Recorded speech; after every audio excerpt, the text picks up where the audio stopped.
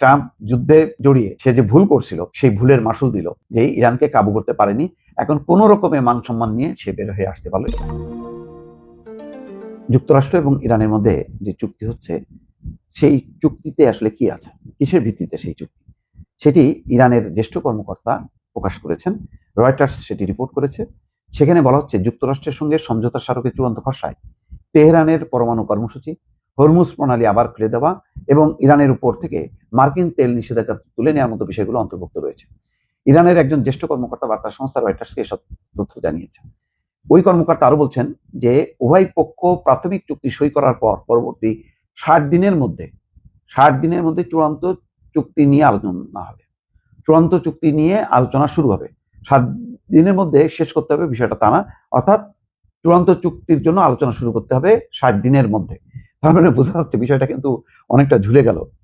America যেমন চটজলদি একেবারে ইরানকে ধ্বংস করে তার পরমাণু কর্মসূচি গুলো একদম বন্ধ করে দেবে, এরকম যে ধারণা দেওয়া হচ্ছিল, এখন কিন্তু সেটার থেকে পিছিয়ে গেল। এবং এটা বলাই যায় যে ট্রাম্প অনেকটা যুদ্ধে জড়িয়ে সে যে ভুল করছিল সেই ভুলের মাসুল দিল, যে ইরানকে কাবু করতে পারেনি। এখন কোন রকমে মান সম্মান নিয়ে সে বের হয়ে আসতে পারলো, এইটুকু বলা যায়। ইরানের কর্মকর্তা বলছেন যে হরমুজ প্রণালী যেমন গুরুত্বপূর্ণ সবচেয়ে, এটার হরমুজ প্রণালী প্রাথমিক চুক্তির সঙ্গে সঙ্গে যে এই শুক্রবারে যে সই হবে, আর সাথে সাথে বাণিজ্যিক জাহাজের জন্য হরমুজ প্রণালী খুলে দেবে ইরান।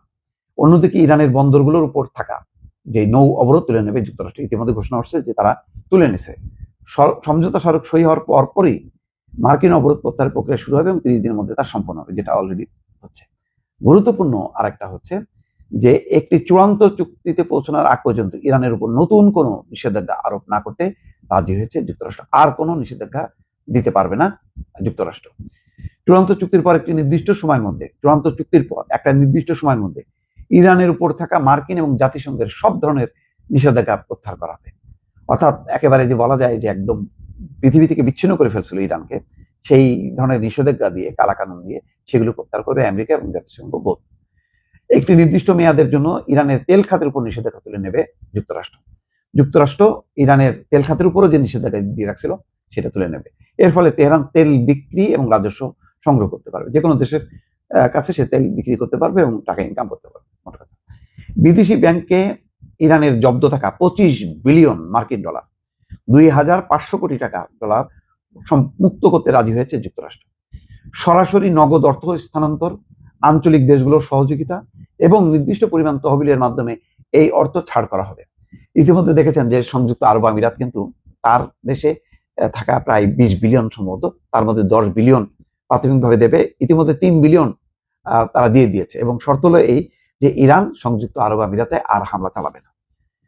ওয়াশিংটন তার আঞ্চলিক মিত্রদের সঙ্গে সমন্বয় করে ইরানের একটি পুনর্গঠন এবং উন্নয়ন পরিকল্পনা তৈরি করবে। এটা ভালো যে ইরানের তো ভয়ঙ্কর ক্ষয়ক্ষতি হয়েছে, বলা হচ্ছে যে প্রায় 13,000 তার অবকাঠামো ক্ষতিগ্রস্ত হয়েছে। তো সেগুলি রিবিল্ড করতে হবে। এখন এই টাকাটা কে দেবে, কিভাবে দেবে, এটা এখনো পরিষ্কার না। যা আগামী 60 দিনের মধ্যে তেহরানের সঙ্গে আলোচনা এবং সমঝোতার মাধ্যমে চূড়ান্ত হবে। আচ্ছা, এবার গুরুত্বপূর্ণ হচ্ছে পারমাণবিক কর্মসূচি। এটা কি হবে? তেহরান রাজি হয়েছে তারা কোনো পারমাণবিক অস্ত্র তৈরি বা অর্জন করবে না। তারা আগেই বলেছিল যে তারা পারমাণবিক অস্ত্র তৈরি করবে না, কিন্তু এটা যুক্তরাষ্ট্র এবং ইসরায়েল বিশ্বাস করেনি। চূড়ান্ত চুক্তি হওয়ার আগ পর্যন্ত ইরান তার পরমাণু কর্মসূচির বর্তমান অবস্থা বজায় রাখবে, নতুন করে ইউরেনিয়াম সমৃদ্ধকরণ বা পরমাণু স্থাপনার সম্প্রসারণ থেকে বিরত থাকবে। অর্থাৎ চূড়ান্ত চুক্তির আগ পর্যন্ত এখন যে অবস্থা আছে সেই অবস্থায় বন্ধ থাকবে। ভবিষ্যতে একটি ব্যাপক ভিত্তিক চুক্তির আওতায় ইরান নিজেদের উচ্চ মাত্রায় সমৃদ্ধ ইউরেনিয়ামের মান কমিয়ে ফেলতে রাজি হয়েছে। এটা ইরানের ভূখণ্ডে করা হবে, এই বিষয়ে যুক্তরাষ্ট্র সম্মত হয়েছে। দেখছেন, সব ইউরেনিয়াম নিয়ে আসবে যুক্তরাষ্ট্রে, তারপর যুক্তরাষ্ট্র ধ্বংস করবে না, সেটা কিন্তু আপোষ করেনি ইরান শেষ পর্যন্ত। প্রস্তাবিত সমঝোতা স্মারক স্বাক্ষরের 60 দিনের মধ্যে ইরানের পারমাণবিক কর্মসূচি, ইউরেনিয়াম সমৃদ্ধকরণ কার্যক্রম এবং উচ্চ মাত্রায় সমৃদ্ধ ইউরেনিয়ামের মজুদ ব্যবস্থাপনার কৌশল নিয়ে আলোচনা করা হবে এবং চূড়ান্ত চুক্তিতে তা অন্তর্ভুক্ত করা হবে। দেখেন, এই যে 28 ফেব্রুয়ারি যে হামলা চালালো তার আগ পর্যন্ত কিন্তু এই পারমাণবিক কর্মসূচি নিয়ে কিন্তু আলোচনা চলছিল। হঠাৎ করে কেন নেতানিয়াহুর ট্রাপে পা দিল ডোনাল্ড ট্রাম্প এবং যুদ্ধ শুরু করলো, এটা এখনো বোঝা যাচ্ছে না। তো যাই হোক, আবার কিন্তু সেই জায়গায় ফিরে আসতেছে। মাঝখানে কি হলো, বিশ্বের ক্ষতি হলো, অর্থনৈতিক ক্ষতি হলো, মুদ্রাস্ফীতি বেড়ে গেল, তেলের দাম বেড়ে গেল, মানে বহু প্রাণ চলে গেল। কিন্তু কিন্তু ওই আগের ইরান কিন্তু তার আগের জায়গায় নিয়ে আসে, আলোচনা করো, আসো আলোচনা করি, তারপরে ব্যবস্থা হবে, সেই জায়গায় চলে যাচ্ছে শেষ পর্যন্ত।